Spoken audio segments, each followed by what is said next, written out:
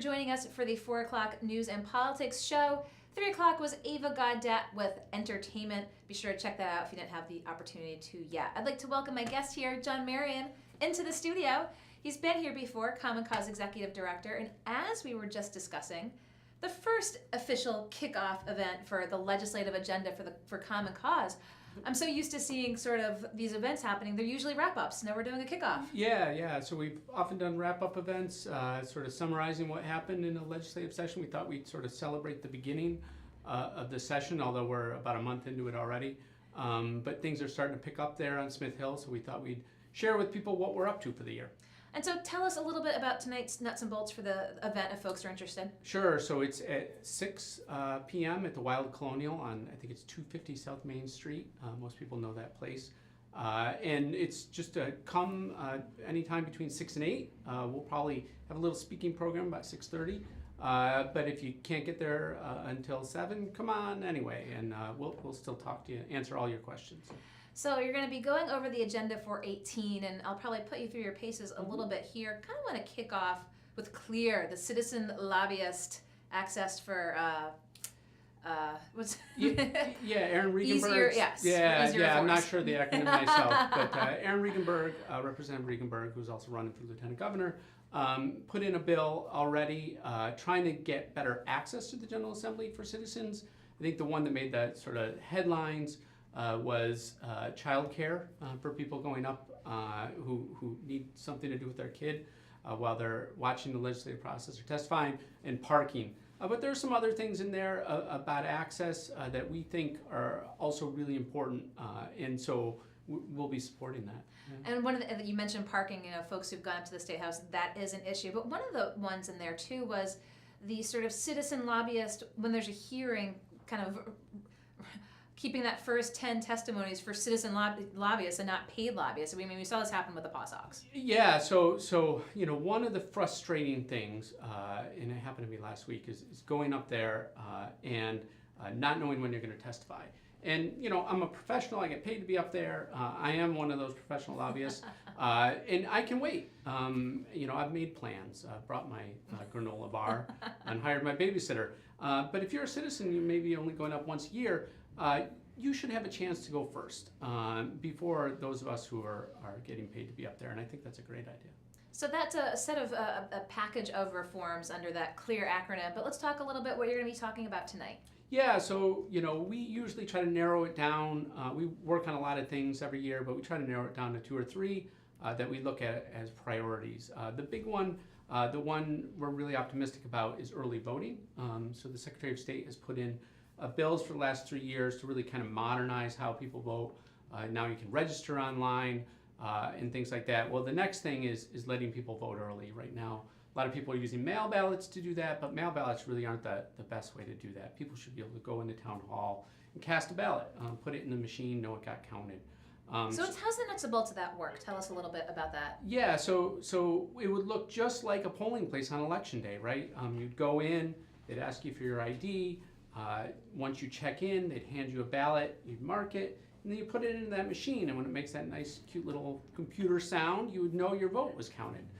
Right now, people are using what they call emergency mail ballots. You fill out an application, they give you a ballot, you fill it out, put it in an envelope, and sign it. What a lot of people don't know is hundreds, if not thousands, of those get thrown out. There's a problem with the signature or the address you put on it. And it gets thrown out, and you don't even know it gets thrown out. And so we want people, when they vote, to know it gets counted. And how soon could you do early voting? So, it could happen. The bill's written to go into effect this year. Our primary is not till September. The legislature usually finishes up in June. This could be done this year.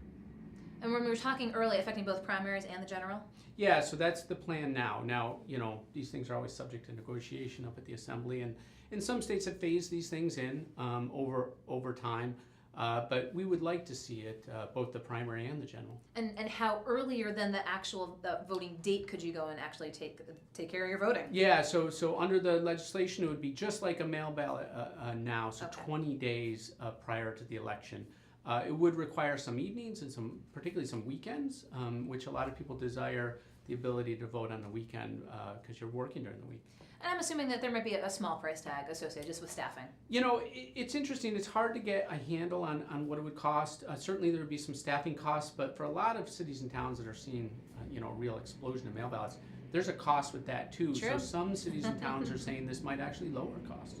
Very interesting. And how many other states have a system akin to this? So the vast majority, so 37 states, the District of Columbia, have some version of early voting. Almost half of all votes in the 2016 presidential election nationwide were cast early. Wow. Okay. So that's agenda item number one. Agenda item number one. The second two are going to be a little tougher road to hoe for us. One is redistricting reform. We're coming up on a census in a couple of years. And every 10 years, I was just reading articles going back to the 80s, every 10 years they have to redraw the lines, and every 10 years there are big fights and political vendettas, and it may be good for the news, but it's bad for citizens. And so we want to take that out of the politicians' hands, because it really shouldn't be a politician deciding who their voters are. It should be voters deciding who their politicians are. So there's a model from California where they created an independent body. And we want to follow that California model. They may be the biggest state population-wise, we may be one of the smallest, but there's a lot we can learn from them. And let's talk about where we are, as you going into this process 10 years since the last one. And you talk about the ability of the news to be there and be in the process and be that transparent and open. That could be a factor, but how would that citizen input look per California? I mean, how many meetings are we talking about? I mean, how much say and sway does the average citizen have in the end? Yeah, so in Rhode Island they had a lot of meetings. I think there were 28 meetings last time, but it was all the real work was done behind the scenes, right? And the meetings were just a show trial for what was happening behind the scenes. In California, the meetings were the actual work of the commission, and the public input mattered. So the result was a lot of incumbents were put against each other, and the districts looked a lot different.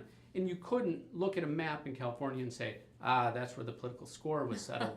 The way you can in Rhode Island, District 35 in the state Senate, we all know that was designed to punish Dawson Hodgson. And as we look at it and we talk about the process, I mean, if the district ended at Dorrance and they were looking to move it up to another street over, I mean, how does the process even begin to say, let's reevaluate where these lines should be? Yeah, so they look at a variety of factors, and one of the things we want to do is sort of change the factors they have to look at in the Constitution. Just the last couple of weeks, there was a huge case out of Pennsylvania where the federal courts, the state Supreme Court, threw out their congressional districts, ordered them redrawn by the end of this week, because the state Constitution has a free and fair clause. It says, all elections should be free and fair. Which is different than the U.S. Constitution. So these state constitutions really matter, and we want to see this redistricting process, this amended process, really have some stringent standards in our state constitution so that they have to play by those rules. Okay, so you're looking to make amendments to the state constitution. Yeah. And does this involve a ballot question? Yeah, so this would be a ballot question. This is what makes it difficult. The tough road to hoe I mentioned is that this has to go on the ballot because the General Assembly put it there. And nobody has a more vested interest in protecting the current system than the Assembly. So this will be a tough one. Do you think, as we're going in with population changes and demographic changes, do you think that there is a need for substantial redistricting? Well, so, the one headline people have heard is that we're probably going to lose one of our congressional districts. And, that matters, and that's important, and we've seen actually gerrymandering of our 2 congressional districts in the past. But those 113 state legislative districts also matter, and that's what we're focused on. So this would allow sort of try to depoliticize the drawing of those 113 maps. And is it literally population based? So if it's someone lost and someone gained, said, hey, we got to move this line over a little bit to reflect that? Yeah, so they always have to try to get population as equal as possible in computer technology. So good they can get it down to a single person. But they can use some of those population shifts to mask some political chicanery. And we want to respect that need to have equal population, but take away that political chicanery. And how transparent or not transparent was it the last go around when you said specifically it was a District 35? Yeah, so it was a show, but the real drawing of the lines happen behind the scenes. So Rhode Island outsources this to a consultant, and he's very good at following, the people who are paying his check, which is the General Assembly leadership. And so he would come out with the districts, but we knew that those districts were being drawn behind the scenes. And how much give and pull is there when a map's produced, and is there feedback? Are there multiple iterations, or is it take the feedback and here's the final product? Yeah, there are multiple iterations, and people did make a difference last time. There was sort of a hue and cry over some of the bad maps. The original District 35 was worse than the District 35 we ended up with. Hard to believe. And there were some over our congressional districts. There was some carping and some changes were made. But ultimately, it shouldn't have to take people sort of rising up. People should be in the process at the front end, not at the back end. And explain a little bit what made the first one the worst and then the second one better. I mean, how was it obvious to say this was clearly against one particular candidate? Yeah. So, I mean, if you take a district that was 1 or 2 communities and make it 3, 4, 5 communities so that a person has to try to represent the interests of multiple communities, not only do you make it difficult for that politician, but you're making it so that the people in that district might only not have as much in common with that community, 4 over. In fact, I think one of the first maps stretched the bay from East Greenwich all the way over to Tiverton, grabbing some Prudence Island and some Portsmouth. There's not a lot in common in Tiverton, with East Greenwich. We all know Rhode Island can be pretty parochial, so they don't drink the same kind of coffee milk on the East Bay and the West Bay, let alone share the same politics. It's quite different across the Bay. So is this going to be a legislative battle to even get it through the Assembly to get on the ballot in November? Yeah, no, this isn't going to be easy. We don't expect it to happen the first year we try it. But we think as the census happens in 2 years, as people's awareness of this issue rises, and you see it nationally kind of bubbling up in Pennsylvania and Wisconsin and North Carolina. People are becoming aware. People are stopping me saying, somebody this morning grabbed me and wanted to talk about what was happening in Pennsylvania. And they realize how much this impacts our politics and that we need to change it. And you say you're a little hesitant at the first bite at the apple, but once the census is done, talk with us about time frame. When is the redistricting done? Yeah, so the new districts have to be in place by 2022. Okay. And so this reform could go on the ballot as late as 2020 to take effect. So we have 3 years to play with, not that we want to delay. But the process will really kick in early 2021. So we're talking a long time frame here, but a lot of these big reforms, separation of powers, restoring the jurisdiction of the State Ethics Commission over the Assembly, have taken 7-10 years. So you have to have that time horizon, and we're lucky we can have that time horizon. Do you think people, again, if they're listening to you here today and say, oh, this maybe makes sense, and maybe I should ask my legislator what they think of it, is this something you should be very cognizant of how your legislator responds, especially if they say they're opposed to it? Yeah, and we'd like to hear from people about how their legislator responds. I know the speaker was asked about it, and he said, well, the representatives know their districts best, so they should be involved in the drawing the district. So we'd like to hear how legislators are responding. And this is so new, we don't even have a bill number yet. In the coming weeks, we'll have bill numbers, and we'll be advertising more for support. And have you had conversations with any legislators that you can share with us? I've talked to a number, and people seem interested in the topic. Like I said, it seems to be raising its national profile. And one of the things people don't think about is that even though we're dominated by one party, it doesn't mean there aren't squabbles within that party. And oftentimes redistricting is used to sort of settle scores within the party. So I went back and looked in the 80s. Richard Leach, who's now a Superior Court judge, was punished by the Speaker of the House because he was sort of a dissident Democrat. In the 90s, the same thing happened. In the 2000s, the same thing happened.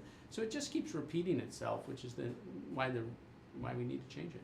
And I'm assuming this is going to be a conversation topic this evening Sure at the Wild Colonial if you go to show up to hear Common Cause kick off their legislative agenda. So we've gone through a couple here. Let's keep going down the list. Yeah, so the last big ticket item people might be familiar with is reforming how magistrates are selected in the state. So this is another long-running one. We've been working on this for almost 15 years. But all the judges in the state are picked by this one process. It's a fairly open process. You can go and testify, pro or con, one of the candidates. And the vote to send a list of candidates to the governor for a vacancy is a public vote.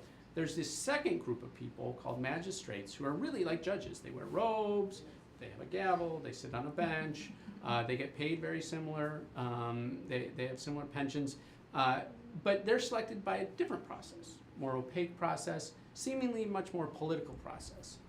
And many of them are drawn from the ranks of former legislators or their family or staff, and that's not fair to the average person who wants to sit on the bench. So we want to put that process, that magistrate process, into the same process for judges. And again, this is something the Assembly would have to pass, but it wouldn't take a constitutional amendment. And conversations up there about this? Yeah, so this is something, like I said, we've been working on for almost 15 years. It did pass the Senate over 10 years ago. And so, we have some hope that by raising its profile again, maybe we'll get some traction. Not popular necessarily. Reformers like it, but the powers that be don't necessarily like it because they control the current process. They like to be able to have a say in this as well. Yeah. Well, one of the things I want to talk with you while you were in the studio, John, is this decision by the House and Senate leadership for the study committee on the line item veto. Mm-hmm. We had the speaker in just I think just after it happened, and his sort of rationale was, well, if 44 states have it, there's 44 different versions of line item veto, and if we want to have it here, we really need to discuss what it is that we're looking to have. What's your sense on this? Yeah, I mean, it's not a bad thing necessarily to study things. The problem is there comes a time to end the study and act. And if we have a study commission and it comes up with some conclusions in the next couple of months, that's fine. But if it drags on to the end of the session and they use it as an excuse not to act on this, then that's not fine. Because the study commission passed last year, it could have been going for the last 6 months, but it wasn't. And this issue has been around. I found something from over a decade ago recently where this issue was raised. So there has been time to examine it. The governor has put in a really solid proposal, I think a really well-written and legally researched proposal, and it should be given consideration. And you've talked about your big top 3 ticket items for the session, but what else are you going to be keeping an eye up there on? So, there's always things that pop up that are unexpected. One thing that there seems to be a little interest in is around sort of open meetings because of all the shenanigans in East Greenwich we've seen. So we'll see if anything gets introduced on that. And like I said, things will pop up that you didn't even know were going to pop up. And we'll just be watching the process as a whole. Things really broke down last year in a big fight between the House and the Senate. And they both vowed not to really have that happen again, but the proof will be in the pudding. And so talk with us a little bit. Let's go to East Greenwich. How can the Assembly legislate on something, what would the legislation needed to be done as what we've been seeing and you've been concerned about with East Greenwich as an example? Yeah, so one example, is that East Greenwich kind of got slapped around the town council there for doing a lot in executive session. And this is when they do things, they go, behind closed doors for a variety of reasons. And we actually have a proposal that would require them, if they're going to do that, to tape them. Okay. And that's proven valuable in other places that have taped them, because if there's a dispute and you make a complaint, the judge can listen to that tape and see what really happened. There are that we also in that same bill would require videotaping of the open session and live streaming. We see the value of live streaming right now. More and more people want to consume information about government online. The General Assembly went to live streaming, I think in 2013. It's been incredibly valuable and popular. And local government is really important to people's lives, like in East Greenwich, as we see hundreds of people showing up for those town council meetings. They literally sometimes don't even have rooms big enough to hold everybody. They should be able to live stream it. It's fairly inexpensive to do. I got to cover East Greenwich, and you had to get the special, get the Wi-Fi code to get in. It was just a small little barrier to get in. But talking, about the cities and towns around the state and trying to get everyone to have that sort of video live stream access, Well, how would you grade Rhode Island for that open meeting transparency at this juncture? It's interesting. About a third of cities and towns do it. There's no mandate to do it yet. So a number of cities and towns are doing a great job on that already, without the sort of stick of the state coming in and saying they should do it. But I think to get everybody to do it, it's ultimately going to have the state coming in. One of the interesting things we get pushback is they say, oh, well, that's an unfunded mandate. Back in the 70s when they wrote the unfunded mandate law, they actually excluded a couple of things. And the very first one in that law says any costs related to open meetings, right? Because they value so much the importance of open government that it's even exempted from that important law. Very interesting. Now, tell folks again the nuts and bolts tonight, 6:30? Yeah, 6 o'clock, Oh, 6 6 o'clock. to 8. Don't be late. At the Wild Colonial on South Main Street in Providence. So you can just drop in anytime between 6 and 8. And we'll have a little speaking program about 6:30. And then we'll answer your questions for the rest of the time. So will you still have an end of the year wrap up? We will. So we don't have a date on the calendar, but sometime in July. And this is actually a year we'll come out with our scorecard. Every election year we come out with a scorecard and rank the legislators on how they voted. Well, we here in the media, we like scorecards, we like rankings, we like ways to cut the apple. So John, Marion, I appreciate your taking the time to come in here today and give folks an update on Common Cause's 2018 legislative agenda. I'm sure we'll talk with you soon, Absolutely. But in the meantime, I'll let you off to the Wild Colonial. Okay, thanks so much. John Marion, thanks so much. Okay, I'll let you go around the corner. Okay, thanks. I want to thank John Marion for coming in today to give a preview as Common Cause of Rhode Island is doing their first official kickoff party for the legislative session at the Wild Colonial this evening, going through the legislative agenda, what they're keeping an eye on this session, and of course, as he mentions, we'll be catching up at the end with a scorecard as it is, of course, election year. Plenty of news and politics on golocalprov.com and more to come this evening. Now, if you go online, Golocal was there this morning at the ACLU press conference. They sued for the release of Lilian Calderon, the Guatemalan national who was detained when she was going in to get her marriage, go through the process of starting the citizenship process, and a judge in Massachusetts just thereafter has decreed that she cannot be removed from where she is detained, and that means not detained further. So going to continue to follow this on golocalprov.com. And of course, one of the interesting stories today was the tsunami alert that the National Weather Service had popped up. We have that on there as well. And how that happened, not very often you get an alert on your phone saying a tsunami for New England and the East Coast, but it was in error. So we're going to take a break here. We're going to be back more tomorrow with The Taste with Rick Simone at 3 o'clock. Be back on at 4 o'clock with news and politics, but again, with all going on in the city this evening, stay tuned to golocalprov.com for more. I'm GoLocal News Editor Kate Nagel. Kate Nagel. Kate Nagel. Kate Nagel.